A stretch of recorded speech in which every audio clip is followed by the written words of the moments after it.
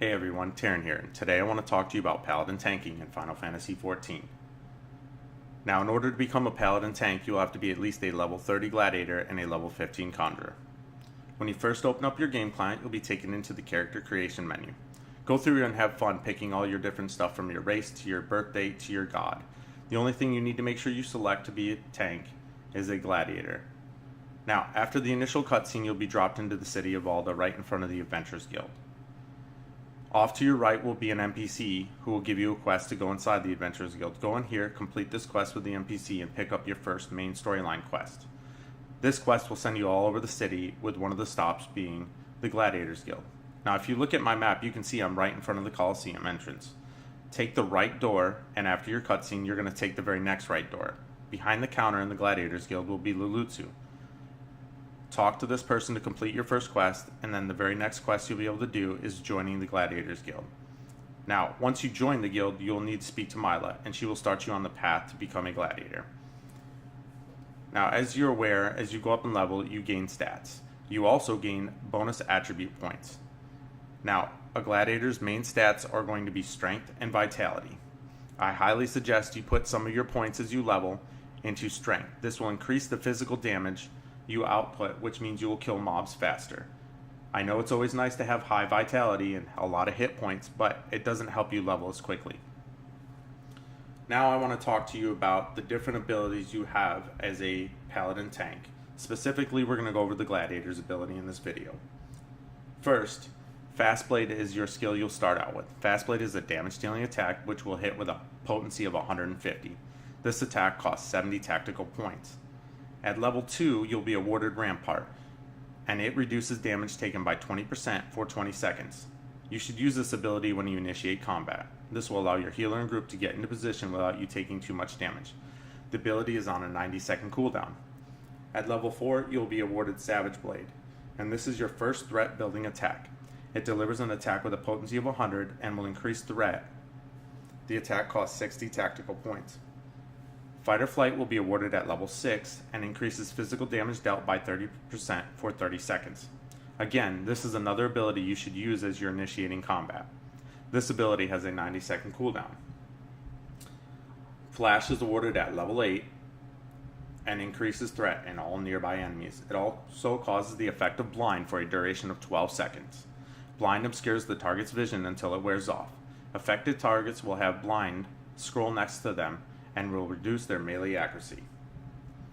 Convalescence is awarded at level 10 and will increase hit points restored by spells or actions by 30% and has a duration of 20 seconds. This ability has a 120-second cooldown. Riot Blade is awarded at level 12 and delivers an attack with a potency of 100. This ability will restore magic points when used in the combo with Fast Blade. This attack costs 80 tactical points. Riot Blade should only be used when it's absolutely necessary to regain your magic points. Shield Lob is awarded at level 15 and delivers an attack with a potency of 120. This attack increases your threat. This attack costs 120 tactical points and should be used to open as you run into combat. Shield Bash is awarded at level 18 and delivers an attack with a potency of 110. It also causes the effect of stun. And if the target is stunned, it'll interrupt their cast. This ability costs 150 tactical points. You should use this ability to interrupt a major attack as it has diminishing returns. Provoke is awarded at level 22 and gestures threateningly, increasing the target's threat. You use this when your DPS or healer might have pulled off you. This ability is an instant cast and is not stuck in the 2.5 second global cooldown cycle for most of the rest of your abilities. It also has a 40-second cooldown. Rage of Alone is awarded at level 26 and delivers an attack with a potency of 100. Rage of Alone increases your threat in the target and reduces the target strength by 10% for 20 seconds. This attack costs 60 tactical points and is part of your main rotation. Shield Swipe is awarded at level 30 and delivers an attack with a potency of 210. This attack costs 40 tactical points and can only be used immediately after blocking an attack. Awareness. Awareness is awarded at level 34 and nullifies the chance of suffering critical damage. This ability has a cooldown of 120 seconds and should only be used when you know you have a hard-hitting attack coming. Sentinel was awarded at level 38 and reduces damage taken by 40% for 10 seconds. This ability has a cooldown of 180 seconds and again should only be used to mitigate high damage spikes during combat. Tempered Will is awarded at level 48 and immediately cures Bind and Heavy effects. Bind is an effect which stops you from moving for a short period. Heavy is a slowing effect which decreases your movement speed. Bulwark is awarded at level 46 and increases your block rate by 60% for 15 seconds. This ability has a 180-second cooldown. Circle of Scorn is awarded at level 50 and delivers an attack with a potency of 100 to all nearby targets. This ability puts a damage over time effect on the target with a potency of 30 and lasts for 15 seconds. This ability has a 25-second cooldown. The abilities we have gone over are all Gladiator class abilities and, as mentioned, have combo effects. These combos are important to your threat building and to the amount of damage you will be able to do as a tank. You should make sure to use your combos at all time unless you need to use Shield Bash to interrupt a major ability. All your combos will start out with Fast Blade. There are two combinations you need to use as you are tanking. The first is going to be Threat Generation Rotation, and the second will be your combo to regain magic points. Now, Fast Blade, Savage Blade, and Rage of Clone will all increase threat as long as you keep your rotation in that order. If you need to break your rotation, just restart with Fast Blade. If you're using Flash and run out of magic points, you have solid threat built on your targets, use Fast Blade followed by Riot Blade to regain your magic points.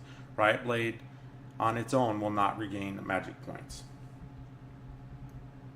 So how do you know you have threat, you ask? Well, when you look at the top left corner of your screen, you will see the party frames with everyone who is in the duty with you. On the left, everyone's name, you will see 1, 2, 3, and A. The letter A represents the player who has aggro and the most threat on the target being attacked, and 1, 2, 3 represent the order of the threat after you. Make sure you are paying attention to the threat level as you engage in the encounter so you know to use a high threat move on the targets or target. By paying attention to this will allow you to make sure that you are always maintaining threat. If you have to tab through and pick up another target that you're losing threat on, just tab through, check your threat status, and then go back to the main target everybody's attacking. Now, when you enter into combat, it's really important that you mark using the signs. You have 1, 2, 3, 4, 5, you have bind signs, you have do not attack signs. I run around and I make sure that I have 1 through 4 on my bar so I can quickly mark targets as we go to keep my DPS on the same target that I'm attacking to ensure I have proper time to build threat. Now, at level 15, you're going to unlock your first duty dungeon, Satasha. As long as you have kept up with your main storyline quest, you'll be able to quest to complete this duty through the duty finder. Tanking at this level is not very hard, as you will have an easy rotation to keep that threat throughout the encounter. Now, I've been in here a lot, and I've had a lot of guildies run through Satasha, and they complain about tanks not being able to hold aggro. As long as you use the combinations and your rotation that I've talked about, and I'm going to go into depth about here, you'll be fine. So this is my rotation as I run into combat. I first mark my targets, as I said, 1, 2, 3 of what we're going to hit. It doesn't matter if it's a single target or if it's multiple mobs. I'm going to cast Rampart and follow that up with Fight or Flight, and then I'm going to run into combat. So for my single target rotation, I use Shield Lob, and then I follow it up with Fast Blade, Savage Blade, and then Flash. And then I repeat this until that target is dead. If I'm tanking multiple targets, Shield Lob, Flash, Fast Blade, Flash, Savage Blade, Flash. I'm going to use this rotation twice, and then I'm going to begin my single target rotation on each mob as I tab to each one to make sure that I have continuous threat built on all of them. So when we kill one target and we move to the next, it doesn't immediately get pulled off me. Now, as I said, as you progress through the game, you're going to have Rage of Cologne added in later. You want to make sure that you use this in your combination also.